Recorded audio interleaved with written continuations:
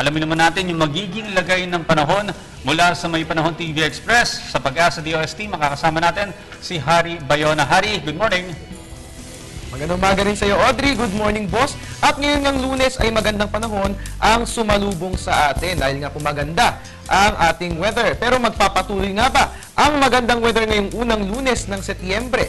Makakasama po natin si Pag-asa Weather Forecaster Alvin Pura para sagutin ang ating mga katanungan. Good morning po, Mr. Pura. Good morning sa iyo, Harry, at good morning din sa inyong mga viewers. Alright, Mr. Pura, good news dahil wala pong bagyo o anong sama ng panahon na umiiral ngayon sa ating bansa. Ano nga bang weather system ang naka-aapekto ngayon sa Pilipinas? Maganda nga ang panahon sa malaking bahagi ng ating bansa, maliban dyan sa area ng extreme northern Luzon dahil meron pa tayong mahinang southwest monsoon dyan.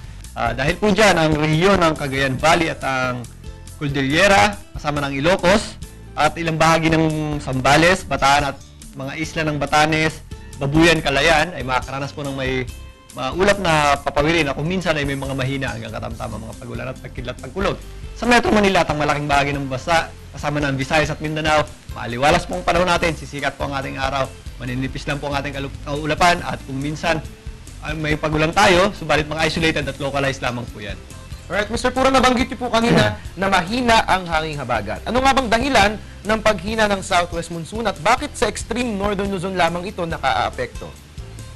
So ngayon, depende sa weather system na nakaka-apekto sa atin. Medyo mahina nga yung ating hanging habagat dahil wala ring nakaka-enhance dito or nakaka-apekto sa kanya. Sa ngayon, meron nga tayong weak southwest monsoon dito sa area ng extreme northern Luzon. Dahil po yan sa bagyo na nandyan sa area ng southern Japan. Meron po tayong isang tropical storm dyan, si Toraji, hinihila ang hanging habagat na siyang nakaka-apekto dyan po sa mas mataas na bahagi lang ng bansa natin or sa extreme northern Luzon. Alright, maraming salamat po sa impormasyon, Mr. Pura. Ito refresher course lang po para sa ating mga kababayan. Ang habagat nga po ay associated sa panahon ng tag-ulan. Ano nga bang dahilan bakit ang weather system na ito ay nagdadala ng mga pag-ulan? Yung ating hanging habagat or southwest monsoon ay nanggagaling yan dito sa area po ng Australia at tumatawid po yan ng equator. Pagdating po sa atin yan, nanggagaling na po yan dito sa southwest. Pag galing po yan sa southwest ay namomodify na po yan dahil dumadaan po yan sa ilang bahagi ng karagatan.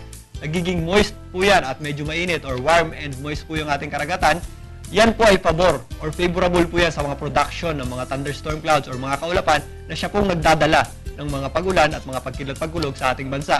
Lalong-lalo na po yan dito sa kanlurang bahagi po ng ating bansa or western section po ng ating bansa. Kaya pag may bagyo tayo, dito po sa silangang bahagi ng ating bansa, pag ibayuhin niya yung hanging habagat natin, papalakasin niya yung higop or yung hila ng habagat, yan po ang magdadala ng mga kaulapan po sa atin at mga pagulan.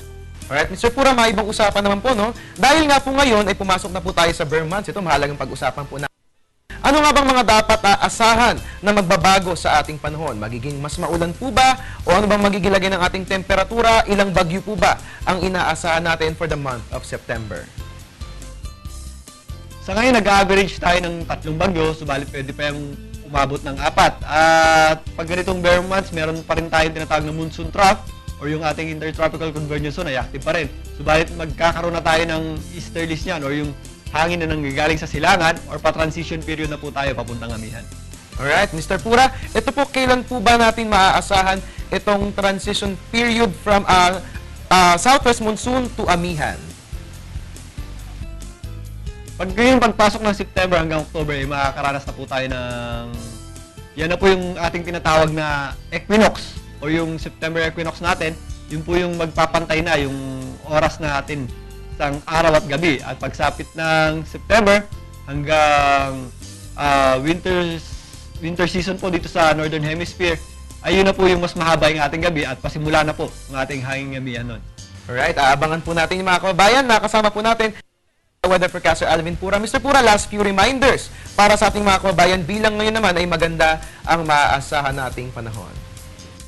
Yes, Harry, magpapatuloy nga maganda yung ating panahon. Pwede po tayo magplano ng activities natin, pwede po tayo maglaba, at sa susunod na 2 hanggang 3 araw, makakaasa po tayo ng maliwalas na panahon dito po sa Metro Manila at malaking bahagi po ng ating bansa. And there you have it, mga kababayan, ating pong nakasama si Pag-asa Weather Forecaster Alvin Pura na siyang nagbigay sa atin ng update hinggil sa mga aasahan sa lagay ng ating panahon ngayong araw, September 2.